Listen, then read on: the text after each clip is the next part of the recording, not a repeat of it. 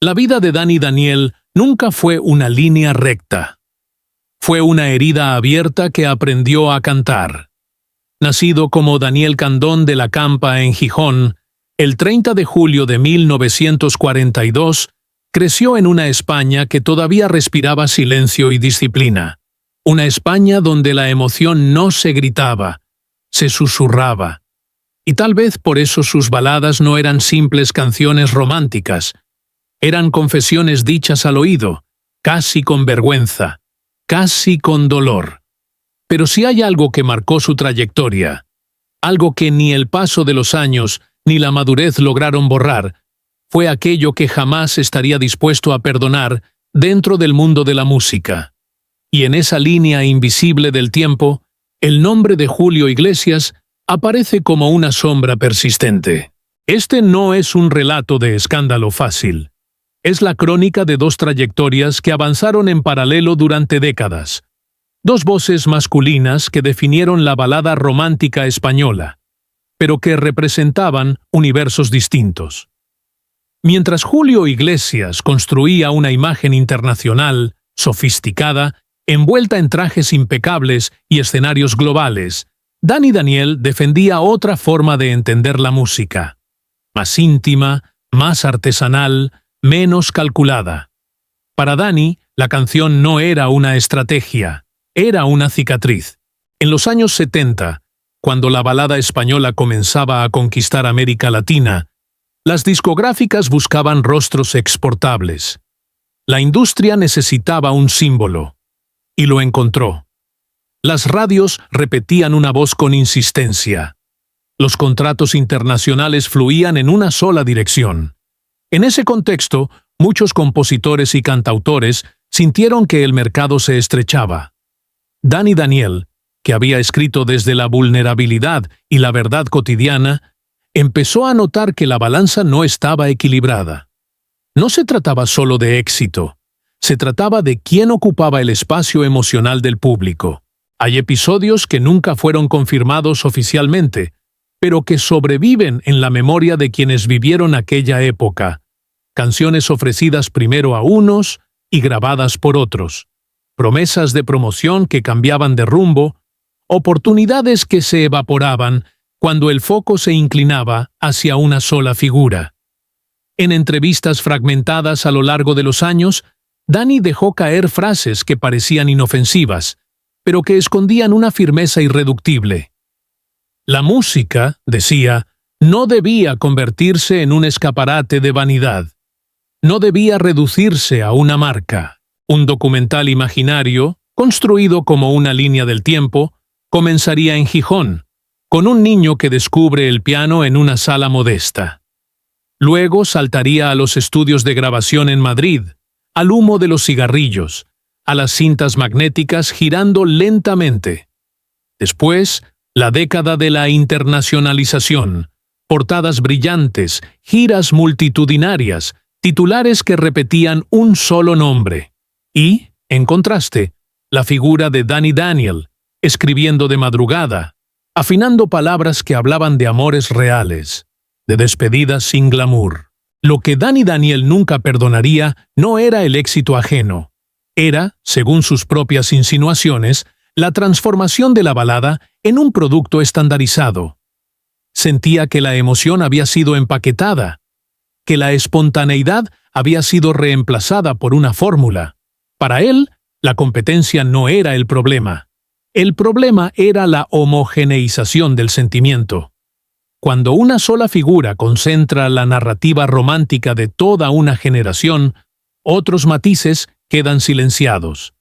En la línea del tiempo aparecen momentos clave, premios donde coincidieron sin mirarse demasiado, festivales donde los aplausos parecían medir jerarquías invisibles, entrevistas donde el periodista preguntaba por comparaciones inevitables.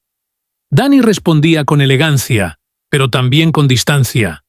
Nunca hubo un enfrentamiento directo, nunca un titular explosivo. Lo que hubo fue una separación estética y ética.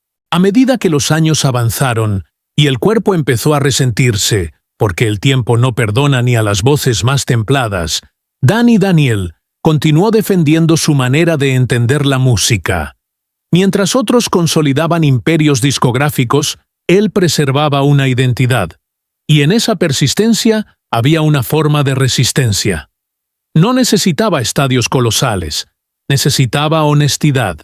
Un documental sobre esta historia no buscaría villanos obvios, buscaría tensiones sutiles. Mostraría cómo la industria moldea narrativas y cómo algunos artistas se adaptan mejor que otros. En cada década, la pregunta sería la misma. ¿Qué significa triunfar?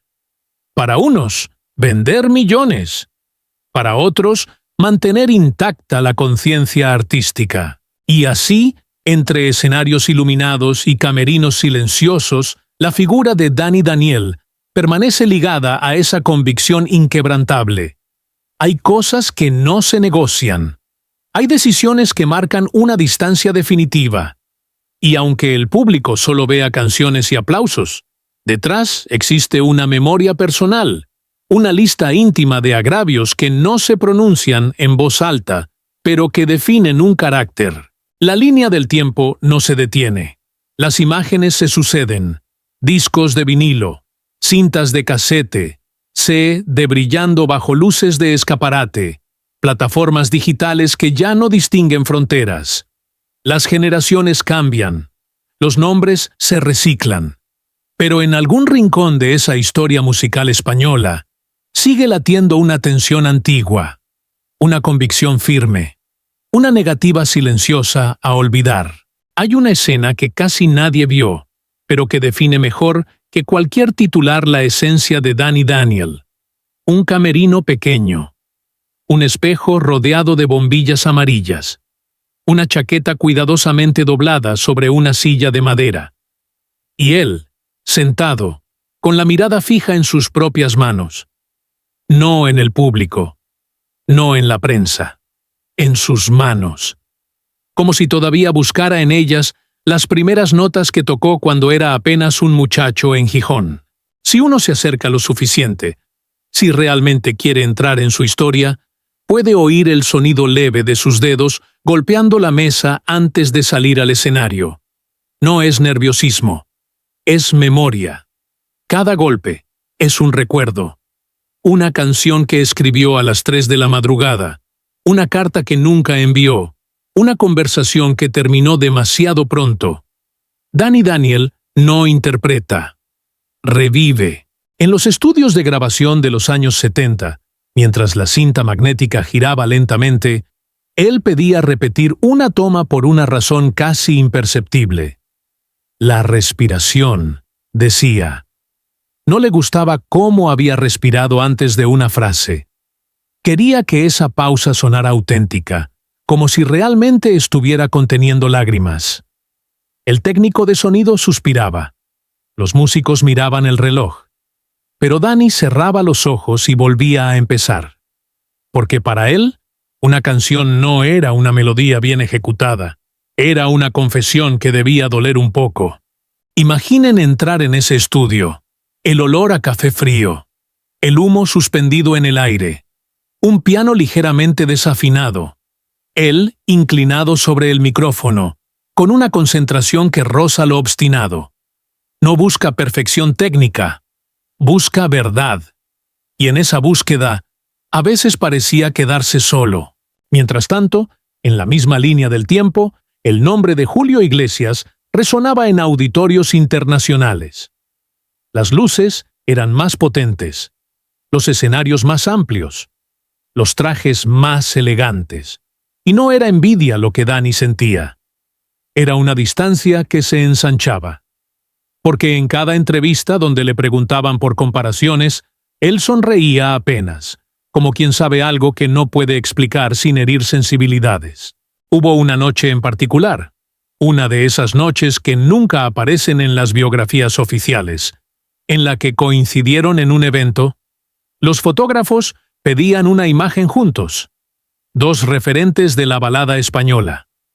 Dos generaciones que se superponían. Dani aceptó la foto. Sonrió. Pero al bajar del escenario, en el pasillo lateral donde el eco multiplica los pasos, murmuró algo casi inaudible. La música no es un escaparate. No era una frase improvisada. Era una convicción que llevaba años fermentando. Para él, la canción romántica debía nacer del silencio interior, no de una estrategia de mercado. Y cada vez que sentía que la industria premiaba la fórmula por encima del sentimiento, algo dentro de él se tensaba.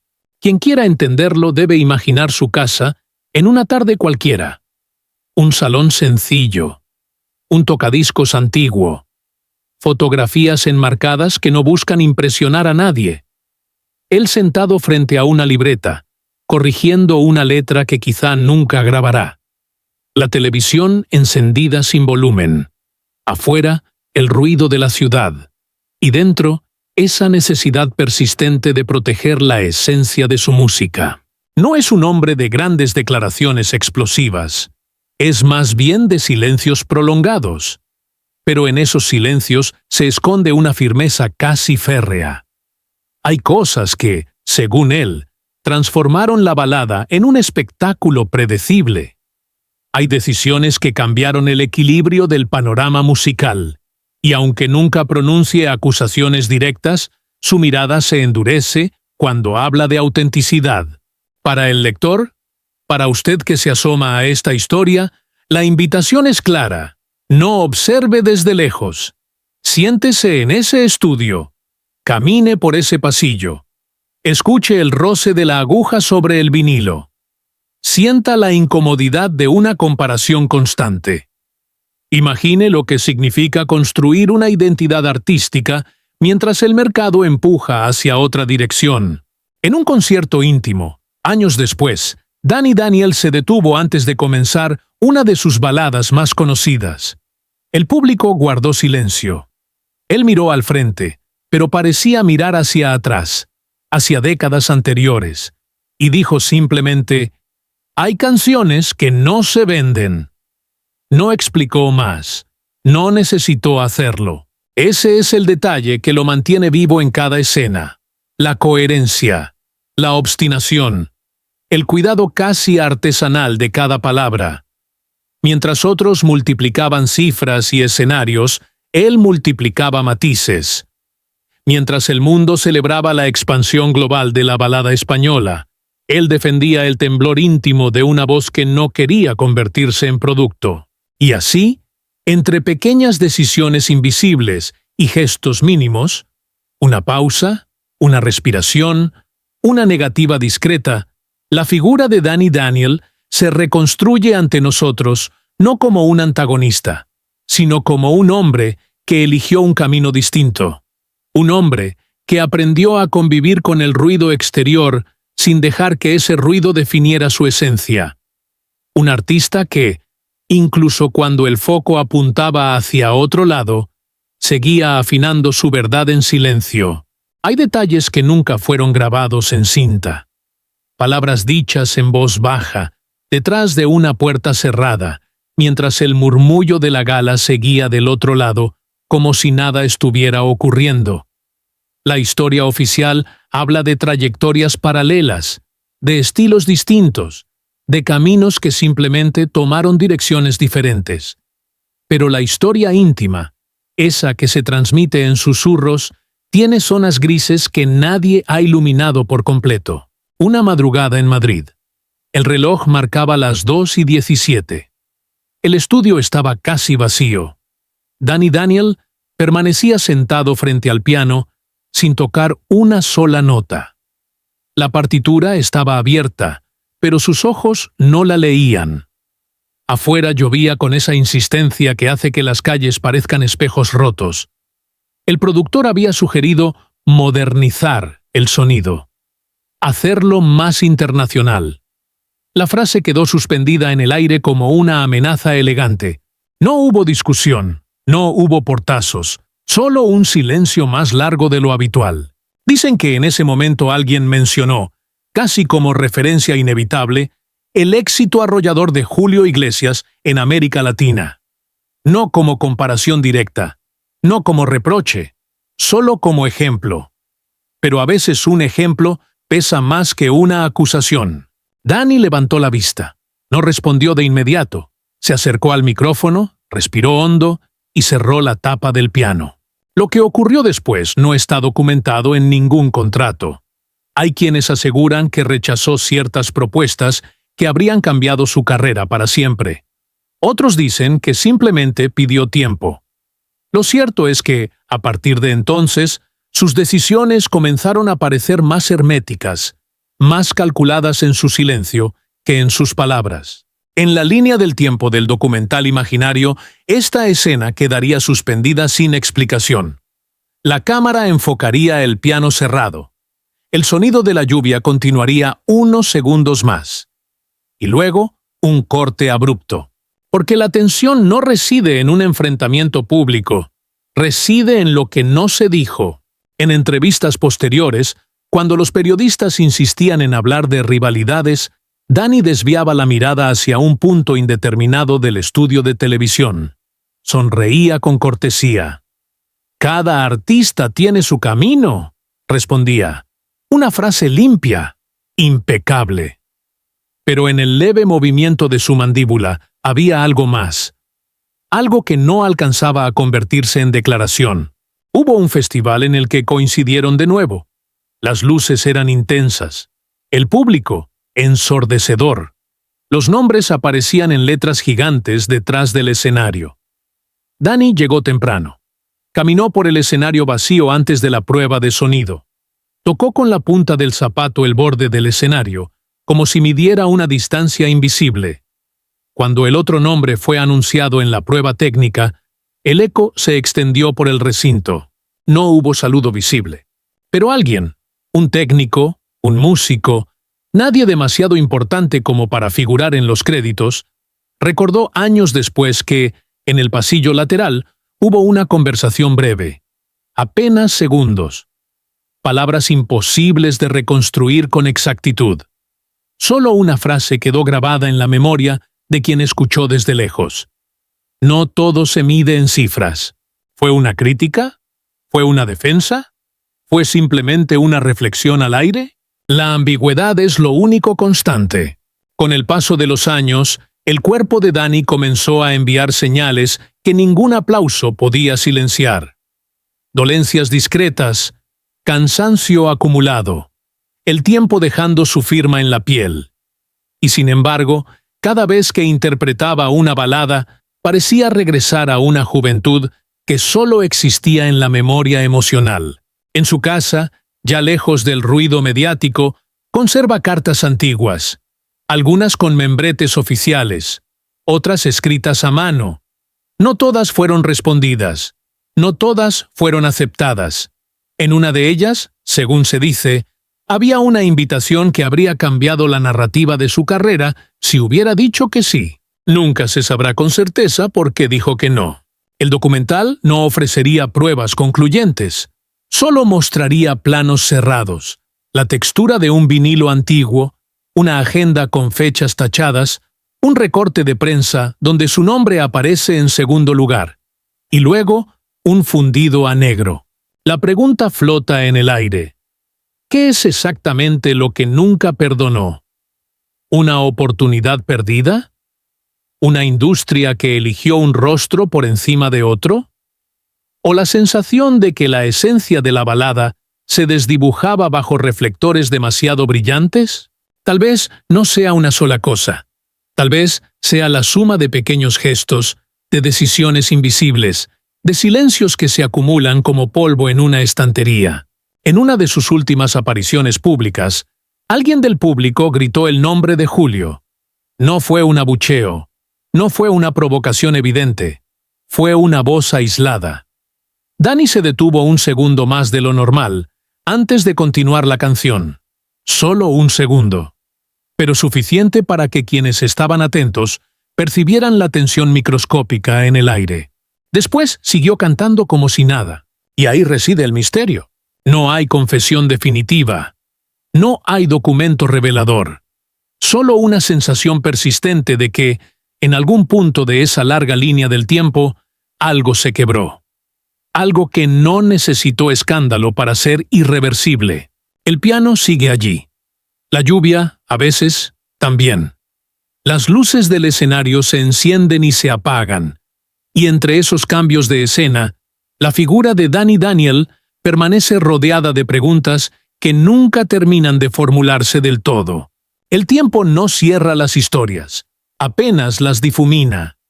En la última parte del documental, si alguna vez llegara a existir, no habría una gran revelación ni una confesión tardía. Solo imágenes que se superponen.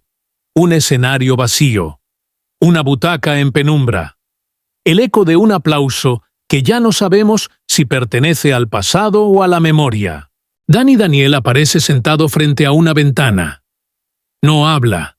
No necesita hacerlo. La luz de la tarde entra oblicua, dibujando sombras largas sobre el suelo. En la mesa hay un cuaderno abierto.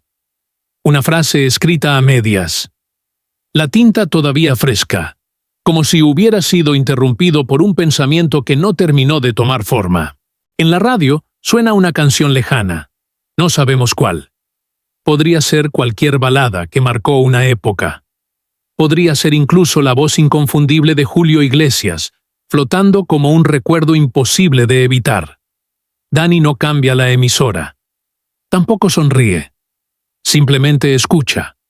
O tal vez no escucha nada y solo finge que la música no lo atraviesa. La cámara, si existiera, no buscaría lágrimas. No buscaría dramatismo explícito. Se quedaría en los detalles. El leve temblor de sus dedos al cerrar el cuaderno, el sonido del papel al deslizarse, la respiración que tarda un segundo más de lo habitual en estabilizarse. Pequeños gestos que no confirman nada, pero que tampoco lo desmienten. En una estantería cercana descansan discos antiguos, portadas con colores que ya se han apagado un poco, nombres impresos en tipografías que pertenecen a otra era. Entre ellos, uno que inevitablemente recuerda la comparación constante, la narrativa paralela que la industria nunca dejó de alimentar. Pero no hay rencor visible en su rostro, tampoco reconciliación, solo una quietud difícil de interpretar. Algunos dirán que el perdón es inevitable con el paso de los años, que las rivalidades se diluyen cuando el cuerpo comienza a pesar más que la ambición. Otros insistirán en que hay heridas que no se cierran porque no sangran a la vista. Permanecen internas, silenciosas, integradas en la identidad. Una noche cualquiera, después de un concierto íntimo, Danny camina solo por el pasillo del teatro. Las luces ya están apagadas.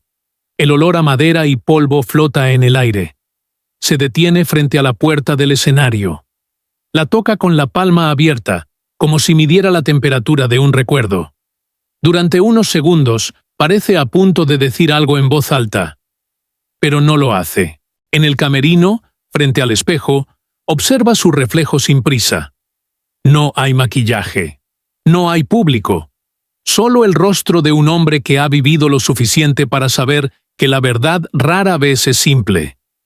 Toma una fotografía antigua y la vuelve a guardar en el bolsillo interior de su chaqueta.